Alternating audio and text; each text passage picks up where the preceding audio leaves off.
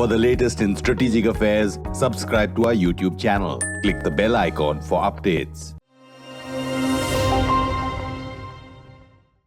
Hello and welcome to this special broadcast from Mumbai. I am Nitin Gokhale. I am with Admiral R. Hari Kumar, India's Navy Chief, on board INS Visakhapatnam, one of Indian Navy's newest ships inducted into the force 2 years ago.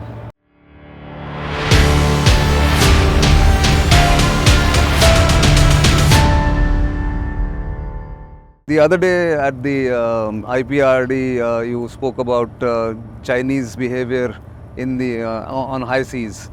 What is the worry? Are they aggressive? Are they not rules-based? I mean, they don't follow rules. So what is it that you were trying to convey that time?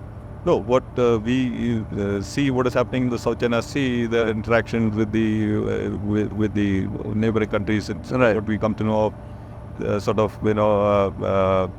a little bit more aggressive when the smaller countries, smaller navies, smaller coast guards, and Right. so on in the South China Sea.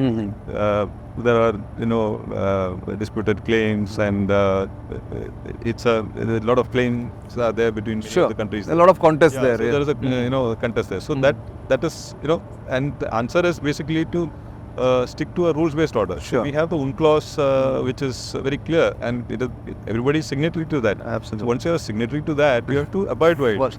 And if you go for arbitration and then the arbitration court gives a decision, then you have to stick by it. Correct. You can't say no, I won't. No, if it's not in your favor, then you can't. Yes. So those are the the issues which are there, and there are other issues like IUU fishing and poaching and things like that, which in our areas we keep under surveillance. We have the researchers and so also operating, trying to gather data of the underwater domain, things like that.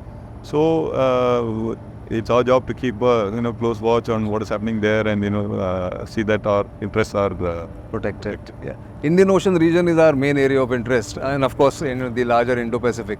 In that respect, a lot of mission-based deployments used to take place earlier. Now you're sending ship visits and long-distance ships. So what is the Navy's plan for more and more exercises? I mean, you do Malabar, I know, multi-nation. But even bilaterally, lots of exercises are happening with other navies. Yeah, that's true. So we do see, the whole idea is engagement. Right. So when you say I use that acronym TIDES, that is TIDES. So T is trust, and that trust comes through the rest of it. That is, I is for interoperability, Right. D is for domain awareness, E is for engagements, Right. and S is the security. Yes. So when you have all the other four, then you get the trust, everything, and then you arrive at security. Sure. So for that we engage with the regional Navies. navies and coast guard who are the friendly foreign countries in Right. the region. We help them in capability development and capacity building, then training and regular exercises. Either they come for training here or we send training teams. So depending upon the requirement. So there is a lot of understanding, one army, and trust is something which cannot happen overnight. It cannot be searched in the sense. So you have to develop it over a period of time. So which is what we have been constantly working at it. And we are guided by Sagar, of course, security and growth, all in the region, which is the Prime Minister's Prime Minister's vision. Right. So that we've taken it as a doctrine, and we are working on that. And also, like Honorable External Affairs Minister said that India doesn't want to grow by it on its own. Wants to take people along. Yeah. So that is the message we convey, and we have been interacting with them, in many ways. Right. In our own way, we have been having things like IONS, which has been a brainchild of the Navy, which is now Yes, large become, number of 25 countries and 8 observers. Correct. We have the Goa Maritime Conclave, 12 countries that participated. Villain, which is held every Upcoming 2 years, now, upcoming yeah. one. Yeah. Last time we had 40 countries participating, Right. 40 navies participating. Yeah. So all this is an attempt to tell them that we want to work along with you, have trust, and so what are we trying to do with by being mission deployed? Our ships have the ability to switch from whatever roles. Like we have basically 4 roles, which is combat, diplomatic, benign, constabulary. Sure. So depending upon the requirement, the ship which is deployed, fully operational, can switch to any role. If there's a disaster relief, you can straight away go for that. If there's a evacuation requirement, you can go for that. That's right. So that is the whole idea of mission deployment, so that they are forward deployed. And Flexibility is inbuilt. Yeah, and it doesn't have to. Now he's already there at the scene of action, so something can happen immediately. Sure. So we try to be the first responder. Then by generating trust, we try to be a preferred security partner. Right. And also we try to generate, something called the collective maritime competence in the region. Sure. So that is, we again work on the, the 5 S's, that Samman, Samvad, Shanti, Samriddhi, and, Sahyog. Right. So with these 5, we sort of say that, irrespective of the size of your Navy or Coast Guard, you have the same place at the table. Right. And because everybody can bring something or the other, Of course. to this thing. Either it is, your experience or your knowledge, local knowledge, or, capability. So they all bring something to the table, and then we, take it forward. So that is the, No, I can see that, because even smaller island countries in the Indian Ocean, I think, are our partners in many ways. Seychelles, Mauritius, all that. So even Madagascar, I think you have a thing. And I think that way Navy has really spread its wings of late in the past 5-6 years. We actually work as, along with the MEA. Yes. To progress whatever the directions of the leadership. Correct. That is the whole. And that is how. Coming to HR policies in the Navy, and I think, but before that, we are in Mumbai. Exactly 15 years ago, this city saw a massive attack, and a terrorist attack. Since then, I think there has been a lot of progress in maritime security, getting our capabilities enhanced, all that. When you look back, where are we in terms of security, securing our shores? So in terms of coastal security, much has changed. It is completely different from what it was, in that time. So 2611, I would say. Yeah. Since then, much has changed. Both the Navy as well as the Coast Guard have been strengthened in terms of for coastal security purposes. Right. So we have coastal radar chains. We have now both coastal patrol vessels. Manpower has been marginally augmented for this. There is better networking with the coastal police stations. Yes. So there's the coastal police, then the Coast Guard, the Navy. So we are all working. The 3 layers kind of thing. Yeah. So and we do regular exercises. There's Sagar Kavach series of exercises which is held once a quarter. Then there is the national level exercise called Sea Vigil, which is conducted every alternate year. So all this has borne fruit now, and people we are trying to encourage this awareness that you need to be more alert to this thing. But there is a challenge because there are plenty of boats. Sure. We are trying to get transporters put on fishing boats. It's a bit of a challenge because we have more than 4 lakh fishing boats. Exactly. And also the fish landing sites as we Distributed, yeah. So much progress has been made. But if you ask me, is it foolproof? There is a lot more work that needs to be done. And security can never be full. Never be full. And they have to be successful only once. You have to be alert. Right. And we are at it. We continuously monitor very closely, trying to improve the maritime domain awareness.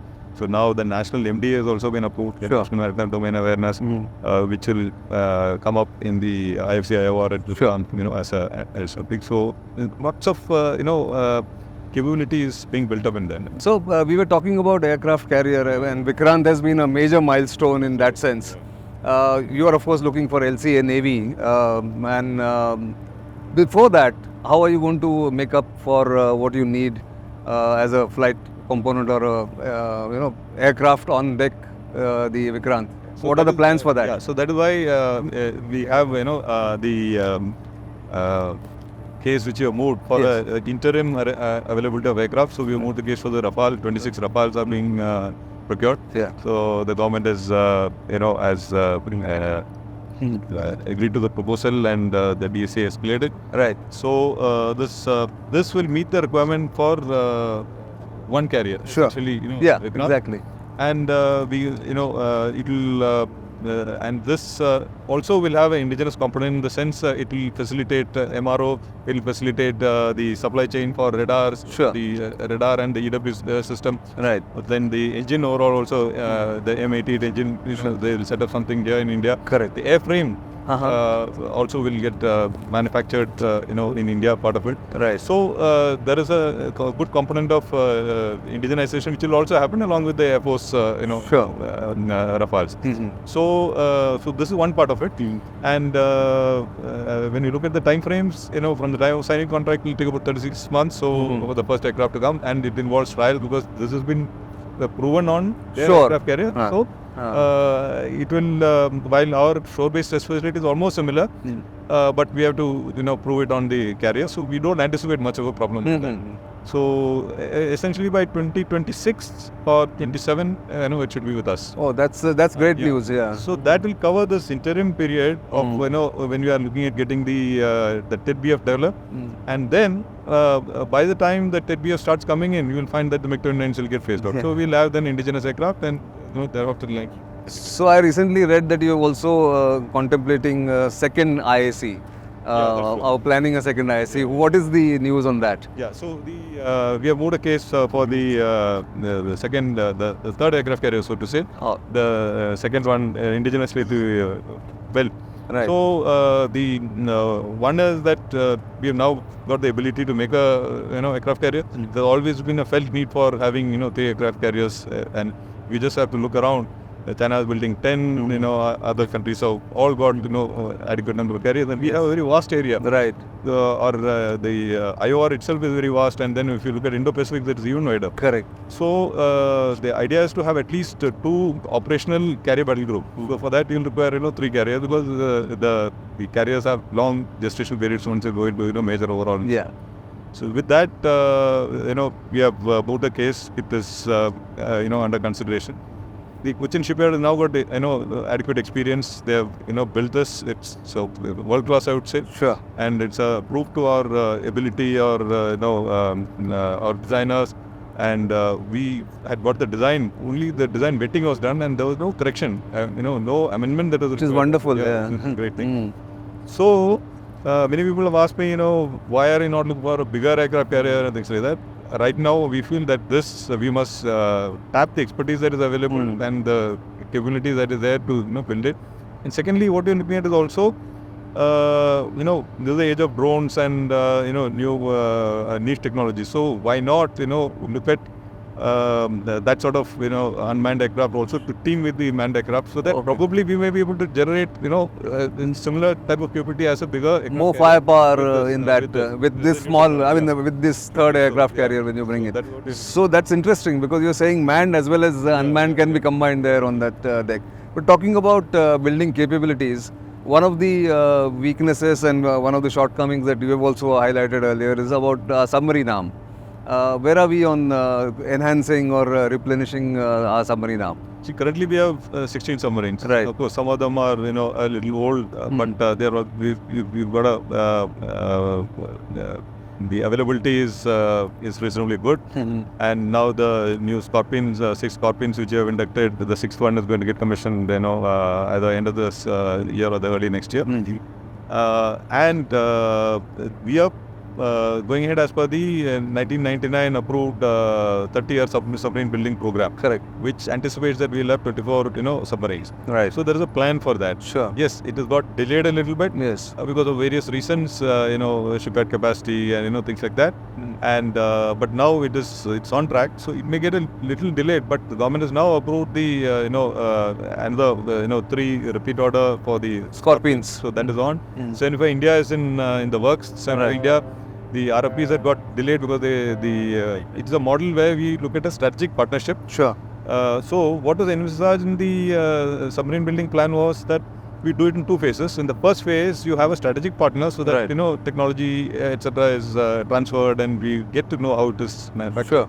And the second phase will be continuously, it will be completely indigenous. Correct. So this is the first part of the 75 India. So that is now we've got all the quotes and the bids have been submitted. Given. So it is under process. Right. And simultaneously, we are also looking at the indigenous design and development. Sure. So that process is also moving. So that is 76. So I see. It's a new project kind of. That will have a little lead time. So right. Based upon whatever we have learned so far. Right. So if you ask me, the availability of submarines is good. and it will meet our requirements as if we follow as per this plan. And we have enough companies or enough expertise within India to do submarines? Yeah. We have. We have enough.